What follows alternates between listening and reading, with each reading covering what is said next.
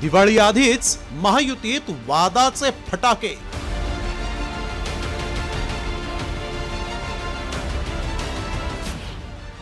ठाण्यात भाजपचा महापौर होणार।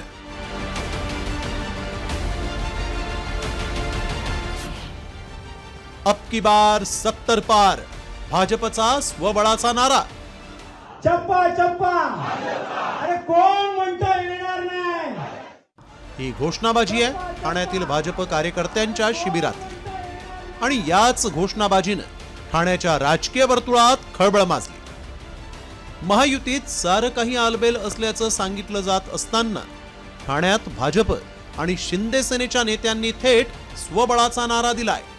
भाजपचा महापौर या महापालिकेमध्ये होण्यासाठी भारतीय जनता पार्टी निश्चितपणे त्या दृष्टीने कार्यकर्त्यांच्या इच्छेला अनुसरून काम करेल आणि त्या ठिकाणी जोर योग्य वेळ सांगू। काही मित्रपक्षातील लोक सातत्याने स्वबळ करतात, त्यामुळे नगरसेवक आणि विभाग प्रमुखांमध्ये पण नाराजी आहे की जर समोरचे लोक सातत्याने स्वबळाचा नारा देत असतील, महायुती म्हणून नाही लढण्याचं असं म्हणत असतील, तर आपण कशासाठी युती करताय अशा पद्धतीने काल काही नगरसेवकांचा सूर आला।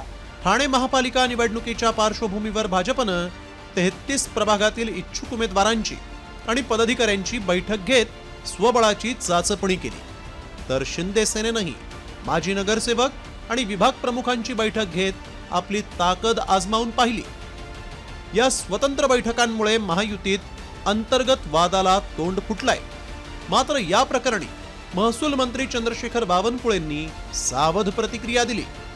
असं सांगितलं आहे कार्यकर्त्यांना, पदाधिकाऱ्यांना सर्व बैठकीमध्ये की ज्या ठिकाणी महायुती होत असेल त्या ठिकाणी जाणीवपूर्वक करा, महायुती तोडू नका, आणि ज्या ठिकाणी होणार नसेल त्या ठिकाणी मैत्रीपूर्व लढताना कुठलंही असं तुम्ही प्रचाराच्या वेळी प्रसाराच्या वेळी समोर निवडणुकीमध्ये आले असताना कुठेही त्या ठिकाणी चुकीचं वागायचं नाही, कोणाचाही मतभेद तयार करायचा नाही, मोठ्या भावाच्या भूमिकेत आपण राहायचं, या सूचना आमच्या सर्व कार्यकर्त्यांना दिल्या आहेत। दरम्यान ठाणे महापालिकेत 2017च्या निवडणुकीत पक्षीय बलाबल कसं होतं आणि आता येत्या महापालिका निवडणुकीत कोणाचं पारडं जड असेल पाहूया। 2017च्या निवडणुकीत ठाणे महापालिकेत एकसंध शिवसेनेचे 67 नगरसेवक तर भाजपचे 23 नगरसेवक निवडून आले होते। त्याशिवाय एकत्र असलेल्या राष्ट्रवादी काँग्रेसचे 35 तर काँग्रेसचे 3 आणि MIMचे 2 नगरसेवक निवडून आले होते। 2017च्या निवडणुकीवेळी शिवसेना आणि राष्ट्रवादी काँग्रेस एकसंध होती, त्यामुळे त्यावेळेस दोन्ही पक्ष पहिल्या आणि दुसऱ्या स्थानावर होते। यावेळी शिवसेनेचे 2 गट आणि राष्ट्रवादीचेही 2 गट निवडणुकीला सामोरे जाणार असल्यानं भाजपला याचा फायदा होण्याची शक्यता आहे। मात्र जर मनसे आणि महाविकास आघाडी एकत्र आली तर भाजपपुढे आव्हान उभं राहणार एवढं मात्र निश्चित।